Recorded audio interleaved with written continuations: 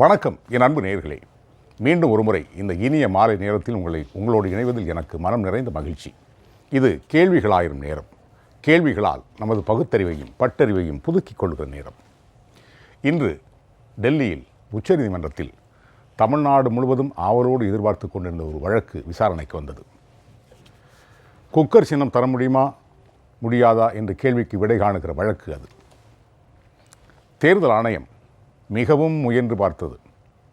ஒரு பொது சின்னமாவது கொடுக்க வேண்டும் என்ற கோரிக்கையை கூட நிராகரித்து பொது சின்னம் தர முடியாது, ஒவ்வொருவரும் தனித்தனி வேட்பாளர்கள் பாவிக்கப்பட்டு அவர்களுக்கு தனித்தனி சின்னம் வழங்க வேண்டும் என்று ஒற்றை காலில் நின்றது. இறுதியாக நீதியரசர்கள் அம்மா மக்கள் முன்னேற்றக் கழகத்தை ஒரு இயக்கமாக அல்லது ஒரு குழுவாக அங்கீகரித்து 59 வேட்பாளர்களுக்கும் ஒரு பொது சின்னத்தை வழங்க பரிந்துரைத்திருக்கிறார்கள். இந்த அளவுக்கு மக்களாட்சியில் ஜனநாயகம் மிகப்பெரிய ஒரு வெற்றியை பெற்றிருக்கிறது. 59 வேட்பாளர்களும் ஒரே சின்னத்தில் போட்டியிடக்கூடிய ஒரு வாய்ப்பை உச்சநீதிமன்றம் இன்றைக்கு அம்மா மக்கள் முன்னேற்றக் கழகத்திற்கு வழங்கியிருக்கிறது. கேட்டது குக்கர் சின்னம் என்பதற்கு ஒரே ஒரு காரணம்தான் உண்டு. ஆர்கே நகர் தேர்தலின் போது அந்த சின்னம் பயன்படுத்தப்பட்டது என்பது மட்டும்தான் காரணம். குக்கர் சின்னம் கூட கேட்டு பெறவில்லை. தேர்தல் ஆணையம் தந்ததை பெற்றது அம்மா மக்கள் முன்னேற்றக் கழகம். இதில் இன்னொரு விசித்திரத்தையும் பார்க்க வேண்டும். இரட்டை இலை சின்னத்தை ஓபிஎஸ் இபிஎஸ் தரப்புக்கு வழங்கிவிட்டு அடுத்த நாளே தேர்தல் தேதியை அறிவிக்கிறது ஆர்கே நகரில். மிக குறுகிய காலகட்டம்தான் என்றாலும் குக்கர் சின்னம் ஒவ்வொரு வீட்டுக்கும் சென்று சேர்ந்தது. இதிலிருந்து ஒன்று தெரிகிறது, ஒரு சின்னத்தை பரவலாக கொண்டு சேர்க்க வேண்டும் என்றால் அதை தினகரன் அவர்களிடம் கொடுத்து விட வேண்டியது. ஒரு 10 நாட்களில் அது பரவலாக பேசப்பட்டு ஒரு மிகப்பெரிய சாதனைக்குரிய சின்னமாக மாறிவிடுகிறது. ஒரு வழியாக இத்தனை கலைவரங்களுக்கு இடையில் இன்று மாலை 3 மணியோடு வேட்புமனு தாக்கலும் இனிதே நிறைவடைந்திருக்கிறது. 59 தொகுதிகளிலும் அம்மா மக்கள் முன்னேற்றக் கழகத்தினுடைய வேட்பாளர்கள் மிகப்பெரிய ஊர்வலமாக சென்று தங்களுடைய ஜனநாயக கடமையை எந்தவித குந்தகமும் இல்லாமல் ஆற்றி முடித்திருக்கிறார்கள் என்கிற ஒரு நல்ல செய்தி நம் காதுக்கு வந்து விழுந்திருக்கிறது. இன்று இதை அடிநாதமாக வைத்துத்தான் இன்றைய விவாதம் அமையிருக்கிறது. அதற்கு முன்னால் சூழ்நிலையோடு பொருந்தி போகக்கூடிய ஒரு அழகான குறள். கொலை மேற்கொண்டாரின் கொடிதே அலைமேற்கொண்டு அல்லவை செய்தொழுகும் வேந்து. குடிமக்களின் பொருள் மீது ஆசை கொண்டு அவர்களை துன்புறுத்தி தவறாக ஆளும் அரசு பகை கொண்டு பிறரை கொலை செய்பவரை காட்டிலும் கொடியது. இதில் 2 வார்த்தைகள் மாத்திரம் கொஞ்சம் இடம் மாத்திரம்னா இன்னும் கொஞ்சம் பொருள் அழகாக இருக்கும். குடிமக்களின் பொருள் மீது என்பதற்கு சின்னத்தின் மீது ஆசை கொண்டு அவர்களை துன்புறுத்தி தவறாக ஆளும் அரசு என்பதற்கு பதிலாக தேர்தல் ஆணையம் என்று கூட வைத்துக் கொள்ளலாம். இந்த 2 வார்த்தைகளையும் வேறொரு வார்த்தைகளை போட்டு பொருத்தி பார்த்தால் இன்றைய சூழலோடு மிகவும் பொருந்தி போகக்கூடிய குரலாக இது அமையும். தொடர்ந்து நாம் விவாதிக்க இருக்கிறோம். விவாதத்தில் பங்கேற்று தங்களுடைய அருமையான கருத்துக்களை எல்லாம் இங்கே வைப்பதற்கு அரங்கத்தில் 3 விருந்தினர்கள். அவர்களை உங்களுக்கு நான் அறிமுகம் செய்கிறேன்.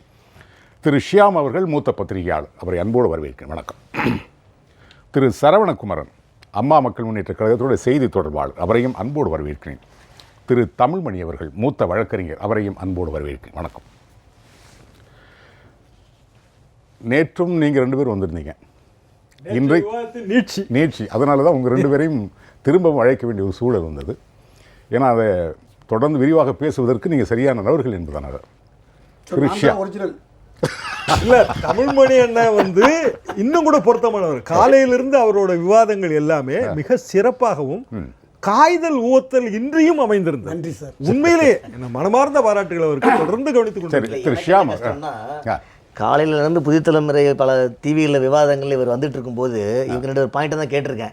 இப்போ இவங்க 2 பேர் வந்திருக்கேன், நான் என்ன பேசுன்னு தெரியல. உண்மையை பேசுங்க சார். திரு ஷியாம், இன்றைக்கு வந்த இந்த தீர்ப்பு இருக்குல்ல, இதை திரு ராஜா செந்தூர் பாண்டியன் அவர்கள் ஒரு வித்தியாசமாக சொல்றாரு. நேர்மையான ஒரு வித்தியாசமான வரலாற்று சிறப்புமிக்க தீர்ப்பு அப்படின்னு சொல்றாரு. இந்த தீர்ப்பை நீங்க எப்படி பார்க்குறீங்க? எப்படி அது அந்த தீர்ப்பு சிறப்பு இருக்கிறது? வரலாற்று சிறப்பு வாய்ந்த தீர்ப்பு தான். காரணம் என்னவென்றால், அதிமுக என்கிற கட்சி சின்னம் மற்றும் அதன் உரிமை இது குறித்த மேல்முறையீடு வழக்கு டெல்லி உயர்நீதிமன்றத்தால் முடித்து வைக்கப்பட்டு விட்டது. அதற்கு பிறகு இயற்கையாக அதற்கு மேல்முறையீடு கிடையாது. நாம் உச்சநீதிமன்றத்திலே ஒன்று டெல்லி உயர்நீதிமன்றத்திலே சர்டிஃபிகேட் ஆஃப் அப்பீல் போட்டால் நேரடியாகவே உச்சநீதிமன்றத்திலே அட்மிஷன் ஆகிவிடும். அப்படி சர்டிஃபிகேட் ஆஃப் அப்பீல் கிடைக்காத பட்சத்திலே உச்சநீதிமன்றத்திலே வந்து ஸ்பெஷல் லீவ் பெட்டிஷன் மூலமாகத்தான் போக முடியும். ஆனால் அந்த நிலைமையிலே அது இப்போது இன்னமும் அனுமதிக்கப்பட வேண்டிய நிலைமையில் தான் இருக்கிறது. ஆக இன்றைய தேதிக்கு டெல்லி உயர்நீதிமன்றத்தின் தேர்தல் வழக்கு, அந்த இரட்டை வழக்கு முடிந்து போனதாக டெல்லி உயர்நீதிமன்றத்தின் தீர்ப்பு என்னவோ அதுதான் இன்றைய தேதிக்கான தீர்ப்பு. என்ன தமிழ்மணி சார்? முற்றிலுமாக முடிந்து போய்விட்டது இன்றைக்கல்ல. அதுதான் மன்னித்து விடுங்கள் குறிப்பிடுவதற்காக நீ கேட்டதால் சொல்லிருங்க. எனக்கும் கூட அது தெரியாது. 15/3 அன்றே அது முற்றிலுமாக முடித்து வைக்கப்பட்டு விட்டது. அது இல்லாமல் இருந்திருந்தால்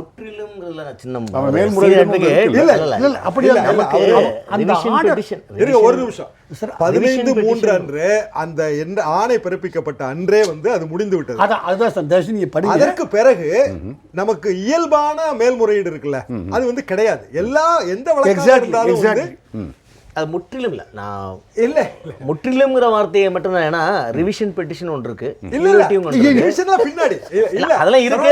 முற்றிலும் அதாவது டெல்லி உயர்நீதிமன்றத்தில் முற்றிலும் முடிந்து விட்டது. சரி, அதற்கு பிறகு நீங்க ஸ்பெஷல் லீவ் பெட்டிஷன் போவீங்க. ஸ்பெஷல் லீவ் பெட்டிஷன் ஆர்டர் வந்தா அதுக்கு மேல ரிவிஷன் போகலாம், அதுக்கு மேல கியூரிட்டி பெட்டிஷன் போகலாம். அதெல்லாம் தனி கதை. இன்றைக்கு தேதிக்கு டெல்லி உயர்நீதிமன்றத்தின் ஆணை என்னவோ அதுதான். அப்படி இருக்கும்போது நமக்கு எப்படி இது வரலாற்று சிறப்பு வாய்ந்த தீர்ப்புன்னா, இப்போது முதல் முறையாக வந்து சுயேட்சைகள் அல்லது தனித்தனியான வேட்பாளர்களை ஒன்றிணைத்து ஒரு குழுவாக 59 பேரை ஒன்றிணைத்து அவர்களுக்கு ஒரு பொது சின்னம் வழங்க வேண்டும் என்கிற உணர்வை பிரதிபலிக்கிற சுப்ரீம் கோர்ட் பயன்படுத்தி இருக்கிற வார்த்தை ஃபேர் பிளேக்காக, லெவல் பிளேயிங் ஃபீல்டுக்காக, அதாவது சமதளத்துக்காக என்ற வார்த்தையை பயன்படுத்தி இருக்கிறது. இன்னொன்று வார்த்தையும் தெரியுது. அந்த வார்த்தையிலிருந்து நான் இன்னொன்று புரிஞ்சுக்கிறேன். தேர்தல் ஆணையம் இந்த சமதளம் என்பது இல்லாமல் பார்த்துக்கொள்ள ரொம்ப முயன்று இருக்கிறது. அதுல என்ன இருக்கு? நம்ம நேற்றிலிருந்து வைக்கிற குற்றச்சாட்டு தேர்தல் ஆணையம் வந்து உரிய காலத்தை எல்லாத்தையும் சொல்லியிருந்தாங்க அப்படின்னா இந்த பிரச்சனையே வந்திருக்காது. ஒரு வருடமா இது ஏன் நிலுவையில் இருந்துச்சு? தேர்தல் ஆணையம் ஏன் வந்து காலத்தை வந்து செய்யலைங்கிறதான குற்றச்சாட்டு. அந்த இடத்துல அவங்க வந்து பாரபட்சத்தோட நடந்துக்கிறாங்கிறது எல்லாருக்குமே வெளிப்படையா தெரியுது. ஆனா சுப்ரீம் கோர்ட்டோட கைகள் வந்து கட்டப்பட்டிருக்கு. என்னன்னா நேச்சுரலா இதுல இதுக்கு மேல ரிலீஃப் தர முடியாதுங்கிற ஒரு நிலைமை வரும்போது அதையும் தாண்டி போய் 59 பெயர் பட்டியலை வாங்கி என் முன்னால் இருக்கிற பட்டியலின் படி அப்படின்னா நமக்கு என்ன ஒரு பெரிய இதுல ஒரு மகிழ்ச்சின்னா, ஆர்கே நகர்ல விஷால் வேட்புமனு தள்ளுபடி ஆகுது. என்ன செய்ய முடிஞ்சது? ஏதோ ஒரு காரணம் தள்ளுபடி பண்ணியாச்சு. ஒன்றும் செய்ய முடியாது. தேர்தல் வழக்கு தான் நீங்க போட முடியும். அப்படி நமது வெற்றி வேட்பாளர்களை யாரையாவது தள்ளுபடி செஞ்சுட்டா நீங்க என்ன பண்ணுவீங்க? யார் இருக்கா? எல்லாமே இந்த கவர்மெண்டோட ஆபீசர் இருக்காங்க. என்ன கவர்மெண்ட் என்ன சொல்ல போதோ அதை கேட்டுட்டு தலையாட்ட போறாங்க. ஆனால் இப்ப நிலைமை அதுவல்ல. சுப்ரீம் கோர்ட் வந்து என் முன்னால் வந்து 59 பேர் கொண்ட பட்டியல் இருக்கிறது. இந்த பட்டியலை நான் எக்ஸ் என்று மார்க் செய்திருக்கிறேன் ஒரு டாக்குமெண்டா. அந்த பட்டியலின்படி வேறு ஏதாவது ஒரு ஒரு ஒரு ஃபார் எக்ஸாம்பிள் இன்சால்வன்சி, ஒரு டிஸ்குவாலிஃபிகேஷன் இல்லாமல் இருக்கும் பட்சத்தில் இவங்களுக்கு வந்து எல்லாத்துக்கும் ஒட்டுமொத்தமா ஒரு சிம்பல் கொடு. இந்த இடத்துல ஒரு சின்ன விஷயம், தட்டாஞ்சாவடி பாண்டிச்சேரி அதில் சேர்ந்துருக்கு. தட்டாஞ்சாவடி பாண்டிச்சேரியில் என்ன சிம்பிள் கிடைக்குதோ அது தமிழ்நாட்டுக்கு அப்ளிகபிள். தட்டாஞ்சாவடி தமிழ்நாட்டில் எதிரொலிக்க போகுது, பாண்டிச்சேரி பாலிடிக்ஸ் இங்கே வரப்போகுது. ஆக இது எந்த வகையில் அனுகூலமான தீர்ப்பு, எந்த வகையில் வரலாற்று சிறப்பு வாய்ந்த தீர்ப்புன்னா, முதல் தடவையாக வந்து 59 பேர் கொண்ட ஒரு வேட்பாளர் குழுவை வந்து சுப்ரீம் கோர்ட் ஒரு பட்டியலை வாங்கி அங்கீகரித்திருக்கு. அதில் எனக்கு இன்னொரு சந்தேகம் வருது. இப்போ 59 பேர் கொண்ட பட்டியல் இருக்கு உச்சநீதிமன்றத்தில், அது அங்கீகரித்திருக்கிறது வச்சுப்போம். இன்னொரு 3 சட்டசபை தேர்தல்களுக்கான தேதின்னு அறிவிக்கப்படலை, அது முடிவுக்கும் வரல. நாளைக்கு அந்த 3 பேருடைய நிலைமை என்ன ஆகும்? 59 சேருமா இல்லை தனியாக தான் நிற்க வேண்டியது? 3 மார்க் கூட்டி போட வேண்டியதான். ரீடோட்டலிங் நீங்க அவ்வளவுதான் 62,000 போகுது. மேற்கொண்டு போய் அங்க ஒரு பட்டியலை கொடுத்தா 62,000 போறாங்க. நாளைக்கு இன்னொரு 10 பேர் இல்லாம போறாங்க, அவங்களுக்கும் தேர்தல் வந்ததுன்னா அப்பவும் வரப்போகுது. அது பிரச்சனை இல்ல. இதுல இருந்து என்ன அதுக்கு வழி இருக்கு இல்லையா? தாராளமா வழி இருக்கு. அதுல ஒன்றும் பிரச்சனையே இல்லை. இந்த காமன் சிம்பிள்ங்கிறது குக்கராகவும் இருக்கலாம், அதுக்கும் வழி இருக்கு இன்னமும். ஏன்னா குக்கர் ஏற்கனவே ஃப்ரீ சிம்பிள் லிஸ்ட்ல இருக்கு. நேத்தான லிஸ்ட்டை வாச்சோம். 110வது எண்ணில் வந்து பிரஷர் குக்கர் இருக்கு. அது நாங்கள் கொடுக்க சொல்லி நாங்கள் உத்தரவு போட மாட்டோம். சாதாரணமாக நடக்கிற மாதிரி நடந்தா குக்கர் வாங்கிக்கங்க. அதான் சாதாரணமா நடக்கிற மாதிரி நீ வந்து ஒரு காமன் சிம்பிளை கொடுங்குது. ஆனா இது வந்து சுப்ரீம் கோர்ட் நார்மலா இந்த அளவுக்கு செய்யாது. ஏன்னா அதுவே உள்ளூர உணர்ந்திருக்கு. ஏதோ பாரபட்சம் நடக்குது, ஏதோ ஒரு வகையில வந்து இடைஞ்சல் பண்றாங்க, ஃபேர் பிளே இல்ல. அதாவது சமூக நீதி எந்த இடத்துல வருது? சமூக நீதி வந்து எப்ப லெவல் பிளேயிங் ஃபீல்டு இல்லையோ அப்ப வருது. நம்ம ஏன் வந்து ரிசர்வேஷன் கேட்கிறோம்? நீ வந்து காலங்காலமா 100 வருஷமா 200 வருஷமா படிச்சு நீ பெரிய ஆள் ஆயிட்ட, உனக்கு மனநம் செய்யற சக்தி அதிகம், கிரகிக்கிற ஆற்றல் அதிகம். நான் கீழ இருந்து கிராமத்துல இருந்து வர்றையா, எனக்கு ஒரு பாடத்தை 10 தடவை சொல்லி கொடுத்தா கூட மண்டையில ஏறாது. ஆக எனக்கு அது வரைக்கும் நீ ரிசர்வேஷன் தரணும். இதுதான் ரிசர்வேஷனோட அடிப்படை பிரின்சிபிள். அதே மாதிரி இந்த லெவல் பிளேயிங் ஃபீல்டுங்கிறது ஜனநாயகத்தோட அடிப்படை. இந்த வார்த்தை இருக்கு அதுல, ஜனநாயகத்தோட அடிப்படை. ஆக அதை என்ஷூர் பண்றதுக்காக இந்த ஆர்டர். ஆனால் இந்த ஆர்டர் வந்து முன்மாதிரியா பின்னாடி எல்லாம் சொல்லக்கூடாது. இன்னொரு நாளைக்கு இன்னொரு 60 பேர் நாங்களும் ஒரே குரூப்பா இருக்கோம், எங்களுக்கு ஐயாவா பார்த்து ஏதாவது செஞ்சு கொடுங்க, இப்படி கேட்க கூடாது. கேட்டது நிராகரிச்சிருக்க. நிராகரித்தாலுங்க இதுல இப்படி பாருங்க, எங்க காலத்துல வந்து நான் வந்து ஒரு சின்ன கிராமம் சாத்தாங்குளம்ங்கிற ஒரு கிராமங்க இன்னைக்கு வஉசி டிஸ்ட்ரிக்ட்ல இருக்கு. அன்னைக்கு பாதி கிராமத்துக்கு கரண்டே கிடையாது. நான் 10வது வகுப்பு வரைக்கும் கரண்ட் இல்லாம ஸ்கூல்ல தான் போய் படிப்பேன். 8வது வகுப்பு வரைக்கும் ஒரு முஸ்லீம் பெரிய ஒரு ஸ்கூல் நடத்துறாரு, ஆரம்ப பள்ளிக்கூடம், அங்கதான் போய் படுத்திருப்போம். அப்படிப்பட்ட ஒரு கிராமத்துல 1957ல ரெட்டக்காளைங்கிற காங்கிரஸ் சின்னத்தை எதிர்த்து சீபா ஆதித்தனாருங்கிறவர் சேவல்ங்கிற ஒரு சின்னத்துல நிக்கிறார். 57ல முக்காவாசி பேருக்கு எழுத படிக்கவே தெரியாத நேரத்துல இந்த சின்னத்தை கொண்டு போய் சேர்க்கிறது எவ்வளவு கஷ்டம். ஆனா ரெட்டக்கால தோத்துது, சேவல் ஜெயிச்சது. சின்னத்துல வெற்றி இருக்கா, ஆளுமையில வெற்றி இருக்கா? ஆளுமையில தான் வெற்றி இருக்கு. குக்கர் சின்னம் எப்படி வந்துச்சு? ஒரு டிசம்பர் மாசம் ஒரு தேதியில எல்லாரையும் மாதிரி அப்ளை பண்ணி ஏதோ ஒரு சின்னம் வச்சுக்க குக்கர்னு கையில கொடுக்குறாங்க. அடுத்த 14 நாள்ல போகுது. 57ல ஒரு சின்னத்தை பிரபலப்படுத்துறது எவ்வளவு கஷ்டம், 2019ல ஒரு சின்னத்தை கொண்டு போய் சேர்க்கிறது எவ்வளவு ஈஸி. சின்னமே கூட தேவையில்லை, ஆளுமைகளே போதும். ஆனால் இந்த சின்னத்தை எதிர்த்து எடப்பாடி தரப்பும் பன்னீர்செல்வம் தரப்பும் சுப்ரீம் கோர்ட்ல போய் தலைகீழா நின்று வாதாடுறாங்க பாத்தீங்களா? அப்ப இவங்க யாரை பார்த்து பயப்படுறாங்க? சின்னத்தை பார்த்தா, ஆளை பார்த்தா? இந்த இடத்துல தான் இது வந்து வெற்றின்னு நான் நினைக்கிறேன். என்னன்னா, குக்கருக்கு பதிலாக எக்ஸுங்கிற சின்னம் வந்தா எக்ஸுங்கிற சின்னம் தாங்க குக்கர் அப்படின்னு ஜனங்க நினைச்சிருவாங்க. எம்ஜிஆர் மாறுவேஷம் போட்டு போற மாதிரி எங்க வீட்டு புள்ள படங்க, எங்க வீட்டு புள்ள படத்துல 2வது எம்ஜிஆர் வந்து நம்பியார அடி அடின்னு அடிக்காரு, மக்கள்லாம் சந்தோஷப்படுவாங்க. ஏன் தெரியுமா? முதல் எம்ஜிஆர் வந்து அடி வாங்கியிருப்பாரு. ஆக நீங்க வந்து அடி வாங்குற விட்டீங்கன்னா 2வது எம்ஜிஆர் ஒருத்தர் வருவாரா மாட்டாரா? ஆட்டோமேட்டிக்ங்க. அது அதாங்க ப்ராசஸ்.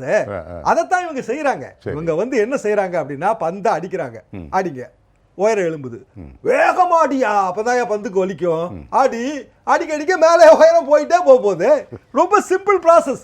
இது புரிஞ்சுக்கல, ஆனா சுப்ரீம் கோர்ட்டுக்கு புரிஞ்சிருச்சு. சரி, இதுதாங்க. திரு சரவணகுமார், எனக்கு இன்னும் ஒரு சின்ன, நான் ஒரு சாமானியன், உங்களை மாதிரி நான் வழக்கறிஞர் இல்லை, சட்டம் படித்தவனும் இல்லை. டெல்லி உயர்நீதிமன்றம் ஏற்கனவே ஒரு தீர்ப்பு கொடுத்துருக்கு. அதாவது அம்மா மக்கள் முன்னேற்றக் கழகம் எந்த பேரை கேட்கிறதோ அதை கொடுக்கணும், எந்த சின்னத்தை ப்ரிஃபரபிளி அப்படின்னு வார்த்தையை போட்டு கேட்குறாங்களோ அதை கொடுக்கணும்னு டெல்லி உயர்நீதிமன்றம் ஒரு தீர்ப்பு சொல்லுது. இந்த கணக்கெல்லாம் இல்லாமலாம் சொல்லியிருக்கோம். அதை அந்த நேரத்தில் தேர்தல் ஆணையம் ஏற்றுக்கொண்டது. ஏன் எந்த குழப்பம்? இப்போ தான் கடைசியாக பூனைக்குட்டி வெளியில் வந்ததுன்னு சொல்லுவாங்களே, அது தேர்தல் ஆணையத்தினுடைய உத்தி என்னன்னா, 59 பேருக்கும் அவங்கள ஒரு சுயேட்சைகளாக போட்டு தனித்தனி சின்னமாக கொடுத்து மக்களை, வாக்காளர்களை எந்த அளவுக்கு குழப்ப வேண்டுமோ, குழப்ப முடியுமோ அதை பக்குவமாக பின்னாடி இருந்து செய்திருக்குங்கிறது இப்போ புரியுது. சரிங்களா? நேற்று நம்மளுடைய அரங்கத்தில் எலெக்ஷன் கமிஷன் எவ்வளோ தூரம் தரதாழ்ந்து தரை தட்டிய கப்பல் ஆயிடுச்சுங்கிறத பார்த்தோம். ஆமாம், இன்றைக்கும் அதை தான் பண்ணியிருக்காங்க. சுப்ரீம் கோர்ட்டில் போய் நான் கூட ஒரு 15 மினிட்ஸில் ஒரு கன்க்ளூஷன் வந்துடும் நினச்சேன். கடைசி வரைக்கும் ஆர்கியூ பண்ணுறாங்க, நான் குக்கர் தரமாட்டேன். இதே எலெக்ஷன் கமிஷனில் 2 ஃபேமஸான கேசஸ் இருக்குது. சாதிக்கலின்னு ஒரு கேஸ் இருக்குது, ஸ்ரீராம் அவதார்னு ஒரு கேஸ் இருக்குது. சாதிக்கலி கேஸ் தான் ரொம்ப பாப்புலர் ஆகிடுச்சு. நீங்கள் சொல்கிற சாதிக்கு வேற, இன்னொரு சாதிக்கு இருக்கார், அவர் தமிழகத்தை பிரச்சனை இல்லை, இது வேறு கேஸ். இதில் என்ன, அந்த கேஸில் என்ன சொல்கிறாங்கன்னா, சிம்பிள் ஆர்டர் 1916 அவங்களுக்கு இன்ஸ்ட்ரக்ஷன் 18 இருக்குது. அதில் வந்து அந்த 18ல் எலெக்ஷன் கமிஷனுக்கு அபரிதமான பவர் இருக்குதுன்னு சுப்ரீம் கோர்ட் சொல்லுது. உங்களுக்கு இன்ஸ்ட்ரக்ஷன் டைரக்ஷன் கொடுக்கலாம். எப்படி கொடுக்கலான்னா, இந்த ஸ்ரீராம் அவத்தர் கேஸில் என்ன ஆகுதுன்னா, அவர் ஜனதா பார்ட்டி ஜனதா பார்ட்டியில் அஃபிஷியல் கேண்டிடேட் அவர் ஆனால் ஃபைல் பண்ணும்போது அந்த சிம்பிள் ஃபார்ம் வரல, அவரால் ஃபைல் பண்ண முடியல. இன்னொருத்தர் ஃபைலை பண்ணிடுறாரு ஒரு பை ஹூக் ஆர் குரூக் மெத்தடில். 3 நாள் கழித்து ஜனதா பார்ட்டி ஒரு நாமினேஷனில் விட்ரா ஆனதுக்கப்புறம், அந்த டேட்லாம் முடிஞ்சதுக்கப்புறம், ஃபைனலிஸ்ட் வந்தப்புறம் ஜனதா பார்ட்டியில் லெட்டர் போகுது எலெக்ஷன் கமிஷனுக்கு. நான் சொல்கிறது 70s. சரி, அந்த லெட்டர் எடுத்துக்கிட்டு இவருக்கு அனௌன்ஸ் கொடுத்துட்றாங்க, சிம்பிளை இவருக்கு சிம்பிள் அலாட் பண்ணிடுறாங்க. 3 நாள் கழிச்சு ஏற்கனவே ஒருத்தருக்கு அலாட் பண்ண சிம்பிளை மாற்றி ஆர்ஓவுக்கு இன்ஸ்ட்ரக்ஷன் கொடுக்குறாங்க. சரி. ஸோ எதுக்காக கொடுக்குறாங்க? ஒரு நியாயமான முறையில் ஒரு பார்ட்டியே சொல்லிட்டாங்க, அதை கேட்குறாங்கன்னு சொல்கிறாங்க. ஸோ இதில் வந்து இன்னொருத்தர் சேலஞ்ச் பண்ணுறாரு, இப்படியெல்லாம் அலாட் பண்ணதுக்கப்புறம் ஆர்ஓ அலாட் பண்ணதுக்கப்புறம் எலெக்ஷன் கமிஷன் இந்த பவர்லாம் இருக்கான்னு கேட்டால், ஒரு ப்ராசஸை எலெக்ஷனை ஒழுங்காக நடத்துறதுக்காக கான்ஸ்டியூஷன் சட்ட அமைப்பில் ஏகப்பட்ட பவர் கொடுத்துருக்கோம். அதில் 18 இன்ஸ்ட்ரக்ஷன் டைரக்ஷன் 2 இருக்குது. அதில் என்ன வேணாலும் இன்ஸ்ட்ரக்ஷன் கொடுக்கலாம். எதுக்கு கொடுக்கலான்னா அந்த எலெக்ஷனை ஃப்ரீ அண்ட் ஃபேராக எந்த தப்பும் இல்லாமல் நடத்துறதுக்கு அந்த பவர் இருக்குது. எதிர்பார்க்கப்பட்டு இவ்வளவு கொடுத்துருக்காங்க. இப்போ அதே பவரை சுப்ரீம் கோர்ட்டால் பாராட்டப்பட்ட அதே பவரை இன்றைக்கி அவங்க மிஸ்யூஸ் பண்ணிட்டு இருக்காங்க. கடுமையான முறையில் மிஸ்யூஸ் பண்ணுறாங்க. இந்த கேஸ் இவ்வளவு நாள் இழுத்துட்டு வந்ததுக்கு காரணம் எலெக்ஷன் கமிஷன். ஒவ்வொரு இடத்துலையும் எலெக்ஷன் கமிஷனில் அவங்க தப்பாக ஆர்டர் போடுறாங்க. எப்படி ஆர்டர் போடுறாங்க? சிட்டிங் எம்எல்ஏஸ் எம்பிஸ் வச்சு ஆர்டர் போடுறாங்க. அவங்க பார்ட்டியோட மெஜாரிட்டியும் பார்த்துருக்கணும், இது வரைக்கும் பார்க்கல. இன்னொன்று ஏகப்பட்ட சேஞ்சஸ் இருந்தது, அதையும் பார்க்கல, அதுக்கான வாய்ப்பையும் கொடுக்கல. டெல்லி ஹைகோர்ட்டில் போகும்போதும் அவங்க வந்து இந்த ஆர்டருக்கு நிறைய விஷயங்கள் நெகட்டிவாக பண்ணுறாங்க. எந்த இடத்துலையும் எலெக்ஷன் கமிஷன் வந்து நாங்கள் அவர் ஹெல்ப் பண்ணுவோங்கிற ஒரு இண்டிகேஷன் கூட கொடுக்கல. சரி. ஸோ சுப்ரீம் கோர்ட்டுக்கு வரும்பொழுது நம்ம தொடர்ந்து என்ன ஃபைட் பண்ணிட்டு இருந்தோம்னா, நான் ஏடிஎம்கேட ஒரு கிளைமண்ட் அப்படிங்கிற, அதனால தான் நான் நேற்று கூட சொன்னேன், paragraph 15 and 18 being a fraction of party, being a part of party, I have a automatic registration, deemed registration, attack registration இருக்குது. அதனால ஒரு சிம்பிள் ஒதுக்குன்னு கேட்டுட்டு இருந்தோம். இப்போ எஸ்எல்பி அட்மிட் ஆகலை, இல்லை எஸ்எல்பி டிஸ்மிஸ் ஆகுதுன்னு வச்சுக்கோங்க. இன்றைக்கி ஆர்டரில் வர வழக்குறீங்க தமிழ்மணி சொன்னது மாதிரி 15th நாங்கள் டிஸ்போஸ் பண்ணிட்டோம் அப்படிங்கிற மாதிரி அவங்க சொல்கிறாங்க. அப்படியே இருந்தால் கூட, அப்படி 15th அன்றைக்கி அவங்க சுப்ரீம் கோர்ட்டே பண்ணியிருந்தா கூட, ஒரு காமன் சிம்பிள் கொடுக்குறதுல என்ன பிரச்சனை? அது எலெக்ஷன் கமிஷனுக்கு டிஸ்கிரிப்ஷன் நிறையா இருக்குது. சிம்பிள் ஆர்டரில் தெளிவாக இருக்குது. இன்னொரு கேண்டிடேட்டை பாதிக்காத வரையில் நீங்கள் அதை இன்னொரு கேண்டிடேட் யாருக்கு பாதிக்க போகுது? கிளைம் பண்ணல, யாருக்கும் பாதிக்காத பட்சத்தில் நீங்கள் கொடுக்கலான்னு இருக்கு. இவங்க ஏன் ஏதோ ஏடிஎம்கேயோட பிஜேபியோட அணி மாரி போய் எலெக்ஷன் சுப்ரீம் கோர்ட்டில் நிற்கிறாங்க எனக்கு தெரில. அதிமுக என்ன கேட்குதோ அதே தான் அந்த தேர்தல் ரிட்டைலையும் அவங்க கொடுக்கலாம், அது ஓகே. அதோட என்ன சொல்லியிருக்கணும், எனக்கு இந்த கேஸ் சம்மந்தம் இல்லப்பா அப்படின்னு போயிருக்கணும், நீங்கள் என்ன வேணாலும் கேளுங்கன்னு. இது நம்ம சுப்ரீம் கோர்ட்டுக்கு போக வேண்டிய கேஸே இல்லை. எலெக்ஷன் கமிஷன் ஓகே உங்களுக்கு குக்கரா வாங்கிக்கோங்க, இல்லை இவங்கெல்லாம் அப்ஜெக்ட் பண்ணுறாங்க, நான் வேறு சிம்பிள் தரேன், காமன் சிம்பிள் தரேன்னு அன்றைக்கே சொல்லியிருக்கலாமா? இது சுப்ரீம் கோர்ட் இன்றைக்கி லெவல் பிளேயிங் ஃபீல்டு நான் தர்றேன் அப்படின்னு அர்த்தம். லெவல் பிளேயிங் ஃபீல்டு இல்லைன்னு அர்த்தம். லெவல் பிளேயிங் ஃபீல்டு இன்னைக்கு இல்லாதனால லெவல் பிளேயிங் ஃபீல்டுக்காக நான் தர்றேன். நேற்று நாம பேசுறது இன்னைக்கு சுப்ரீம் கோர்ட் பேசியிருக்கு. ஆனால் என்னென்னா சுப்ரீம் கோர்ட் நேற்று ரொம்ப கடுமையாக சாடினாங்க எலெக்ஷன் கமிஷனை. இன்றைக்கும் ஏன் நிறைய இன்றைக்கி என்ன பண்ணுறாங்க, சுப்ரீம் கோர்ட்டு கேட்குற கொஷின்ஸ்லாம் போட்டுட்டு இருந்தாங்க மீடியாவில். ஆனால் நமக்கு ஃபேவரான சில கொஷின்ஸை போடலை. ஆனால் லெவல் பிளேயிங் ஃபீல்டுங்கிற வார்த்தைங்கிறது ஒரு சாதாரண வார்த்தை கிடையாது. சரி. இது சுப்ரீம் கோர்ட்டு ஃபீல் பண்ணுதுன்னா எவ்வளோ தூரம் எலெக்ஷன் கமிஷன் இறங்கி தளர்ந்தாலும் இந்த வேலையை பார்த்துட்ருக்குன்னு பாருங்கள். இதையும் தாண்டி இன்றைக்கி சுப்ரீம் கோர்ட் ஒரு ஆர்டர் கொடுத்துட்டாங்க. சில நண்பர்கள் குறிப்பிடும்போது, வழக்கறிஞர் நண்பர்கள் குறிப்பிடும்போது, இப்போயாவது காமன் சிம்பிள் எலெக்ஷன் கமிஷன் கொடுத்துருவாங்களா அப்படிலாம் கேள்வி எழுப்பிட்டு இருந்தாங்க. நான் தான் சொன்னேன், சுப்ரீம் கோர்ட் ஆர்டர் இருக்குது, எலெக்ஷன் கமிஷனுக்கு 18 சிம்பிள் ஆர்டர் 18 ஏகப்பட்ட பவர் இருக்குது. அவங்க ஆர்ஓக்கு டைரக்ஷன் கொடுக்கணும். அந்த டைரக்ஷன் நிற்கல, என்னைக்கு வேணாலும் கொடுக்கலாம், 3-4 நாளைக்குள்ளே கொடுக்கலாம். அதனால் அவங்க காமன் சிம்பிள் கொடுத்தானோ, நான் ஆர்ஓட்ட சொல்லிட்டேன் அவங்க பார்த்து போனால் சொல்ல முடியாது. ஆனால் எலெக்ஷன் கமிஷன் திறந்தாலும் செயல்படுறத பார்த்தா இவங்க எவ்வளோ தூரம் போவான்னு தெரில. ஆனால் இப்போ சிம்பிள் அப்படின்னு ஏன் நம்ம ஃபைட் பண்ணிட்டு இருந்தோம்? வல்லவனுக்கு புல்லு ஆயுதம்னு சொல்லுவாங்க, அதுக்காக வல்லவனை புல்லு வச்சு சண்டை போடுவார், நம்ம எதை வச்சு வேணாலும் சண்டை போடுவோம். ஆனால் சிம்பிள் ஏன்னா தொண்டர்கள்லாம் விரும்பி குக்கர் சின்னத்தை கேட்டதுனால நம்ம அதை ஃபைட் பண்ணோம். அம்மா மக்கள் முன்னெடுத்து உள்ள எல்லா தொண்டர்களும் தமிழ்நாடு முழுக்க குக்கர் சின்னம் ஆர்கே நகர் எலெக்ஷனுக்காக கொடுக்கப்பட்டது. ஆனால் தமிழ்நாடு இருக்க அத்தனை பேரும் நம்மளுடைய இரட்டை இலை சின்னத்தை மீட்க வேண்டும், நமது கட்சியை மீட்க வேண்டும், அதற்கு ஒரு சின்னம் வேண்டும், அந்த சின்னம் குக்கர் என்று அவர்கள் முடிவு செய்து விட்டார்கள். அந்த தொண்டர்களின் முடிவை செயல்படுத்துவதற்கான போராட்டம் தான் இது. குக்கர் இருந்தால் வெற்றி பெறும் என்பதற்காக இல்லை, குக்கர் இல்லாவிட்டால் வெற்றி பெறுவோம். இது தொண்டர்களின் மன ஆசை நிறைவேற்றுவதற்கு. இதை வெற்றி சின்னமாக ரெட்டலை பெரும் சின்னமாக அவர் பார்த்தார். ஆனால் ஏடிஎம்கே எடப்பாடி குரூப் என்ன பார்த்தாங்கன்னு தெரில. அவங்க டிடிவி அவர்களே மக்களிடம் எதிர்க்கிறத விட்டுட்டு குக்கருக்கு பயந்து அங்கே போய் உட்காந்துட்டு விசில் அடிக்குதுங்கிறாங்க சுப்ரீம் கோர்ட்டில். குக்கர்னா விசில் அடிக்க தான் செய்யுது. ஸோ சின்னம் எங்கள் வெற்றி வாய்ப்புக்காக இல்லை, தொண்டர்களின் உணர்வுக்காக. குக்கர்லயும் சோறு பொங்கலாம், பானையிலையும் சோறு பொங்கலாங்க.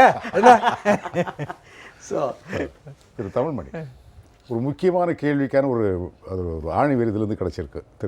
குமரன் பேசும்போது தேர்தல் ஆணையத்தை நம்ப முடியல அப்படின்னு சுப்ரீம் கோர்ட்டே நினச்சிருக்கு. அதனால தான் இப்படிப்பட்ட ஒரு மாறுபட்டது. இப்போனா தேர்தல் ஆணையம் என்ன எடுத்து வைக்கிற வாதம், ஒரு பதிவு செய்யப்படாத அங்கீகரிக்கப்படாத இதுக்கு ஒரு பொது சின்னம்ங்கிறது கிடையாது. இந்த வாதத்தையே மீறி தான் சுப்ரீம் கோர்ட்டு உத்தரவை கொடுத்துருக்கு. எனக்கு இதில் ஒரு சந்தேகம்.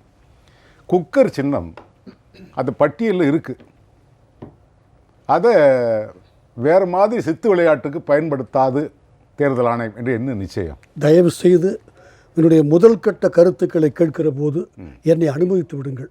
பிறகு நீங்கள் எந்த கேள்வி கேட்டாலும் நான் பதில் சொல்லுகிறேன். குறுக்கீடே இல்லை, தயவு செய்து. ஏன்னா என்னுடைய இதயத்திலிருந்து நான் சொல்லுகிற கருத்துக்கள் இது போன்ற கேள்விக்கு பதிலாக வராது. பதில் சொல்ல தயாராக இருக்கிறேன். எந்த கேள்வி கேட்டாலும் அதுக்கு தயாராகத்தான் வந்து உட்கார்ந்திருக்கிறேன்.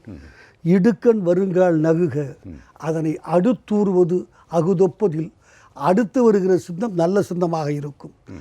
ஆக்கம் அதர்வினாய் செல்லும், அசைவிழா ஊக்கம் உடையான் உழை. இதுதான் இந்த நேரத்திற்கு மிக பொருத்தமான 2 திருக்குறள்கள். 1. 2, சீப்பை ஒழித்து வைத்தால் திருமணம் நின்று விடாது என்கிற பழமொழி 100 ஆண்டுகளாக சொல்லப்படுகிறது. அந்த காலகட்டத்தை தாண்டி தாலியை திருடிக்கொண்டு போய்விட்டால் கூட திருமணம் ஒரு அரை மணி நேரம் முகூர்த்தம் தாமதமாகுமே தவிர திருமணத்தை நிறுத்திவிட முடியாது என்கிற கட்டத்துக்கு நாம் வந்துவிட்டோம். முடிந்து விட்டது. இன்னொன்று, நான் காலையில் கூட சொன்னேன், என்ன ஒரு தொலைக்காட்சியில் ஒரு 3 மணி நேரம் இதை பற்றி நான் காலையில் பேசிக்கொண்டிருந்த போது பொது சின்னம் கேட்கிறாரே என்று கேட்டார்கள். நான் பதில் சொன்னேன், பாரத யுத்தம் ஆரம்பிப்பதற்கு முன்னாக கடைசியாக கேட்கப்பட்டது 5 கிராமங்களையாவது எங்களுக்கு கொடுங்கள், பாதி நாடு வேண்டாம், 5 கிராமங்களை கொடுத்தால் யுத்தம் நிறுத்திக் கொள்வோம் என்று. அதுவும் இல்லை என்ற பிறகுதான் யுத்தம் ஆரம்பித்தது. அதைத்தான் பொது சின்னமாவது கொடுங்கள் என்று கேட்டார். தவறில்லை. ஒரு விஷயத்தை நீங்கள் கூர்ந்து கவனிக்க வேண்டும். நான் பாரத கதையை சொல்வதற்கு ஒரு மிக அடிப்படை இருக்கிறது. ஒரு பக்கம் துரியோதனன், ஒரு பக்கம் அர்ஜுனன். கிருஷ்ண பரமாத்மாவினுடைய ஆதரவையும் அருளையும் ஆசையையும் நாடி இருவரும் வந்திருக்கிறார்கள். துரியோதனன் சொல்லுகிறான், நான் வேண்டுமா ஒரு பக்கம், என்னுடைய படைகள் வேண்டுமா இன்னொரு பக்கம். துரியோதனன் சொல்லுகிறான், உன்னுடைய படைகள் எனக்கு போதும். அர்ஜுனன் சொல்லுகிறான், நீ மட்டும் போதும். துரியோதனன் எலெக்ஷன் கமிஷனை போல மிக புத்திசாலித்தனமாக ஒரு காய் நகர்த்துகிறான். படைகள் எனக்கு போதும், ஆனால் நீ ஆயுதம் ஏந்தக்கூடாது. யாரை? கிருஷ்ணனை. கம்பராமாயணத்தில் மிக அழகான பாட்டு, முடைகமழ் முல்லை மாலை முடியவன் தன்னை போரில் படையொடா தொழுது என்று பன்னக துவசன் வேண்ட நெடியமா முயிலும் சேர்ந்து நினக்கினி விசைய போரில் அடுபடை இன்றி செய்யும் ஆண்மை என் அரைதி என்றான். கிருஷ்ணனே டெஸ்ட் பண்ணுறான் அர்ஜுனனை. டேய், படம் போயிடுச்சுரா, இப்போ நான் கையில் ஆயுதமும் எடுக்கப்படாதான்ட்டான்டா, நான் என்னடா செய்வேன்? விஜயன்னா அர்ஜுனா நான் எதுக்கடா உனக்கு லாபம்ங்கிறான். அர்ஜுனன் சொல்கிறான், படையும் வேண்டாம் ஆயுதமும் வேண்டாம், நீ போதும்னு. அந்த நிலையில்தான் இன்றைக்கு டிடிவி இருக்கிறார். சின்னம் வேண்டாம். நல்லா யோசிச்சு பாருங்க. அவர் முதல் ஆர்கே நகர் தேர்தலில் என்ன கேட்டார்? தொடர்ந்து எதுக்கு போராடினார்? தொப்பிக்கு. அப்போ தொப்பி இல்லைன்னு எல்லாரும் சோர்ந்து படுத்தார்கள். எனக்கு தெரியும், வெளியில் சிரித்திருப்பார்கள். அன்றைக்கு கொடுக்கப்பட்ட குக்கர் அவருக்கு அதிர்ஷ்டகரமாக இருந்தது. ஒருவேளை ஒவ்வொரு தேர்தலுக்கும் அவருக்கு புது சின்னம்தான் அதிர்ஷ்டகரமாக இருக்கும் என்று ஆண்டவன் எழுதியிருப்பாரேயானால் ரெகோவும் தமிழ்மணியும் யார்? புரிந்து கொள்ளுங்கள். இயற்கையின்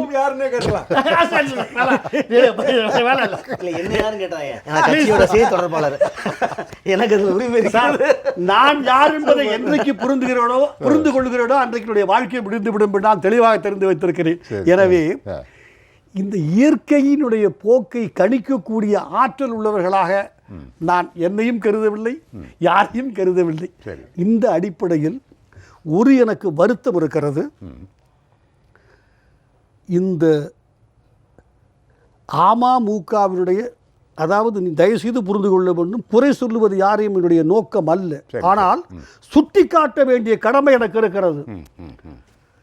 இந்த லீகல் டீம் அவர்கள் கடமையை சரியாக செய்யவில்லை என்பது என்னுடைய கருத்து. விளக்கி சொல்லுகிறேன், மிக எளிதாக உங்களுக்கு புரியும், பார்க்கிறவர்களுக்கும் புரியும். எப்படி டிடிவி மேல் தவறில்லை என்பதை உணபூர்வமாக சொல்ல விருப்பப்படுகிறேன். தலைமை நீதிபதி 3 முறை கேட்கிறார், ஏன் இவ்வளவு நாட்கள் நீங்கள் கட்சியை ரிஜிஸ்டர் செய்யாமல் இருந்தீர்கள், உங்கள் தவறுதானே. நல்ல கேள்வி, என்ன பதில் சொல்லியிருக்க வேண்டும்?